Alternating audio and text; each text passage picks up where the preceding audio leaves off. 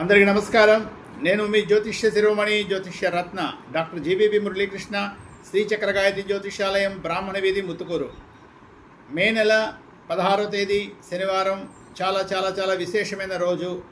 ఆ రోజున అమావాస్య. అదేంటండి అమావాస్య? ప్రతి నెల ఒక అమావాస్య వస్తుంది కదా. దీని విశేషం ఏంటి అంటే, ఇది వైశాఖ మాసంలో వచ్చే అమావాస్య. వైశాఖ అమావాస్యనే శని జయంతిగా స్కాంద పురాణం, పద్మపురాణాల్లో చెప్పబడి ఉంది. అంటే శని యొక్క ఆవిర్భావ దినోత్సవంగా దాన్ని మనం పరిగణించవచ్చు. అంటే ఎప్పుడైనా సరే వైశాఖ మాసంలో వచ్చే అమావాస్య శని జయంతిగా పరిగణిస్తూ, ఈసారి వైశాఖ అమావాస్య శనివారం రావడం ఇంకా చాలా విశేషం. ఎప్పుడైనా గుర్తుపెట్టుకోండి, ఏ నెలలో అయినా అమావాస్య వచ్చినప్పుడు అది శనివారం వస్తే చాలా విశేషం. దేనికి విశేషం? దిష్టి దోషాలు పోవడానికి విశేషం. అంతేకాదు నెగిటివ్ ఎనర్జీస్ పోవడానికి విశేషం.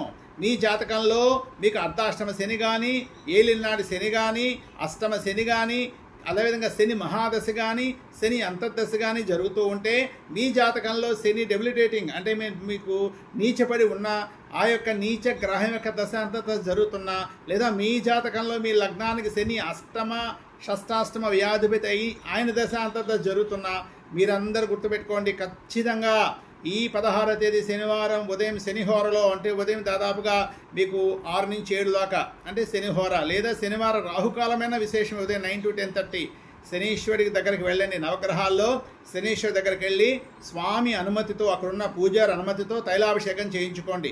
అన్ని చోట్ల తైలాభిషేకం చేయడానికి పర్మిషన్ ఉండకపోతే కనీసం నల్ల నువ్వులతో స్వామికి సహస్రనామార్చన చేయించుకోండి.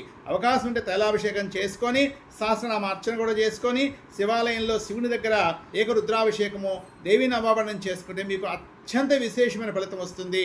ఆ వెళ్ళినప్పుడు 1 నల్ల నువ్వులు, నల్ల వస్త్రం కూడా దానం ఇవ్వండి.